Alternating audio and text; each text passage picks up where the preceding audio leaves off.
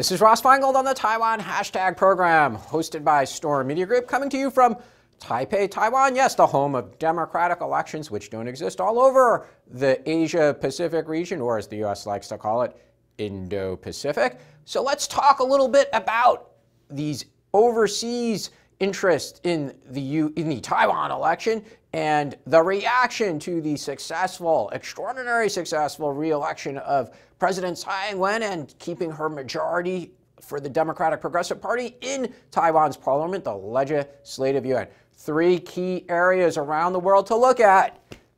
China, of course, Asia, or as the U.S. calls it, Indo-Pacific, and the United States.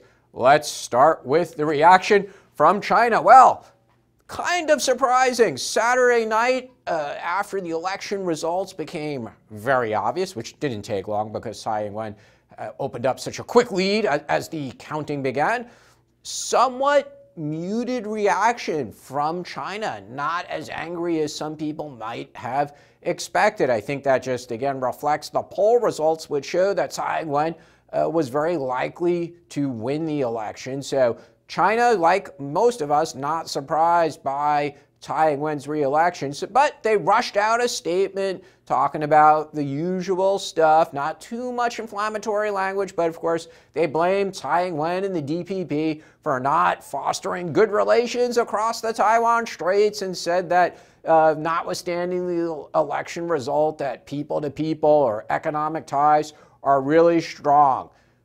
Then in the next few days, we see other reports still kind of downplaying the election result in the state media. Same themes that Tsai Ing-wen and the DPP, they're so horrible and they're misleading the people. They're not telling the truth about the strength of cross-strait ties. They're not the ties are going to continue to grow. Unification is inevitable.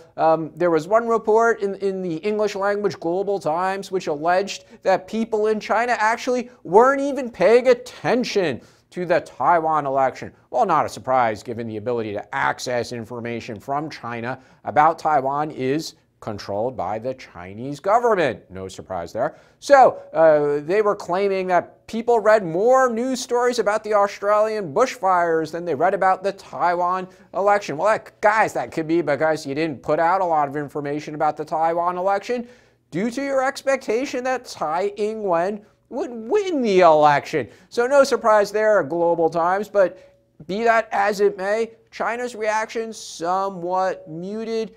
Again, they went through this 4 years ago when Tsai was elected the first time, kind of had an expectation she would be reelected. President Tsai once again extended what we could fairly say would be her hand towards China in her victory speech on Saturday night. You know, she said, we want to talk to you, but you basically got to recognize that the voters here in Taiwan have rejected what you're selling. The voters have rejected one country, two systems, although that was never popular here in Taiwan, so nothing new there. Rejected the 92 consensus. Again, that's been a consistent policy of the Tsai administration from day one. So President Tsai in her speech said, we'd love to talk to you, but we're not going to do it on the basis that you've been asking for. So you're going to have to find some other basis. Important thing is she said, we are willing to talk to you. The problem is on your side.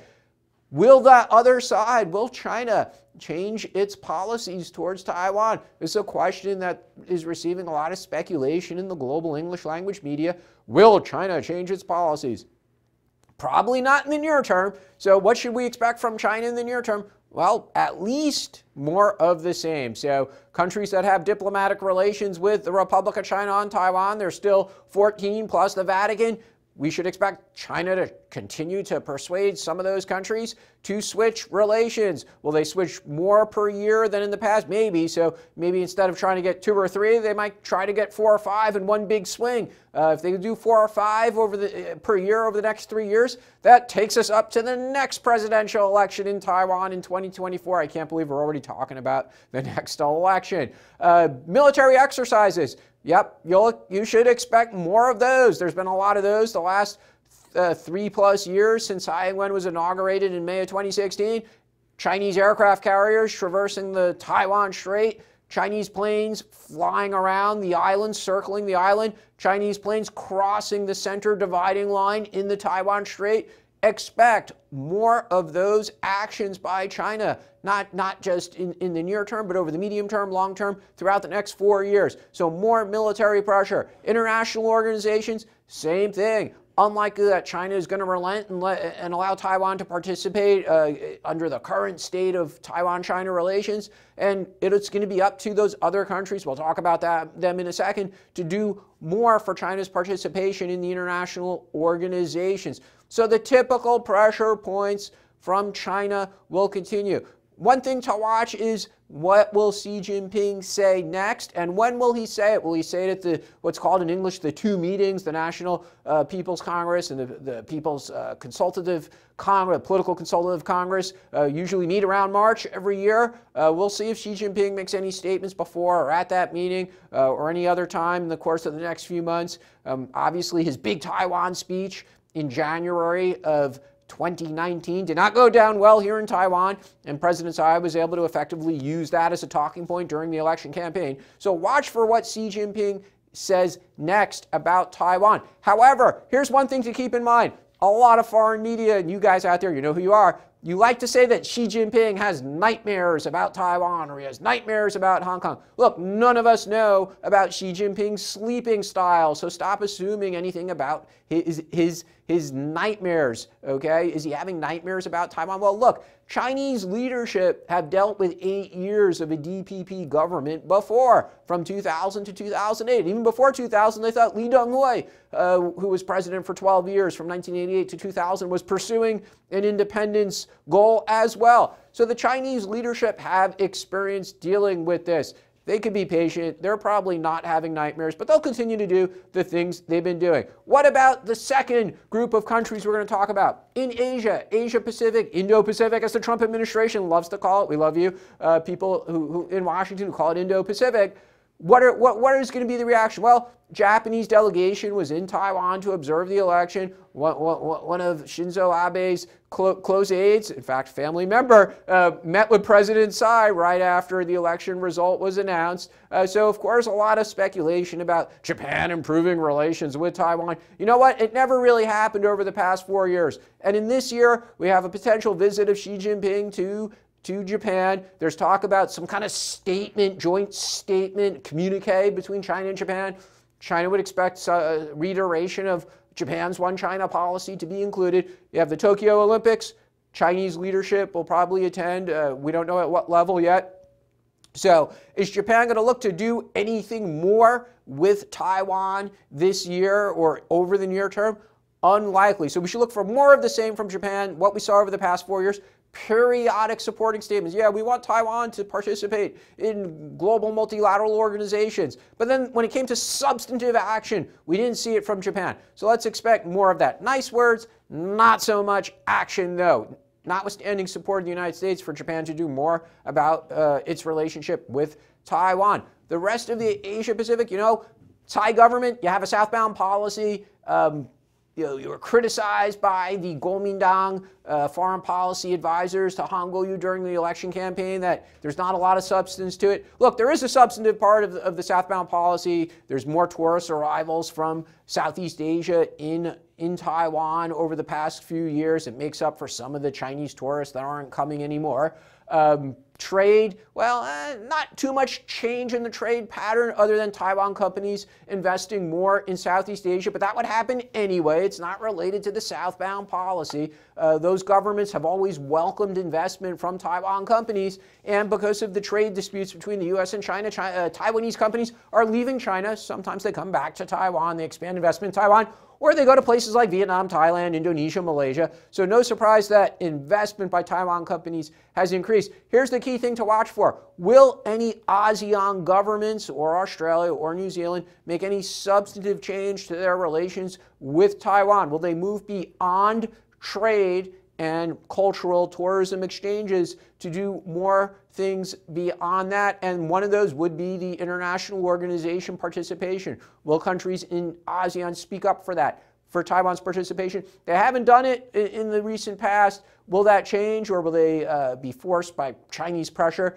to remain silent, continue to talk about one China policy, and we view Taiwan as part of the People's Republic of China, as some countries in Southeast Asia actually do? So that's definitely something to watch for. Yes, they might issue congratulatory statements in these few days right after the election, but watch out for substantive action by countries in ASEAN and Australia, New Zealand. Frankly, there hasn't been a lot of it over the past nearly 4 years of the Thai government. We should expect more of the same. That brings us to Taiwan's most important friend in the international community, the United States, the administration of President Donald Trump. Look, we know the Trump administration is filled with enthusiastic supporters of Taiwan. And in Congress, Republicans as well as Democrats, they've been tweeting their congratulations over the past 48 hours to President Tsai ever since the election on Saturday night. So lots of bipartisan support in Congress, lots of support in the administration for President Tsai. What will happen over the next 4 years?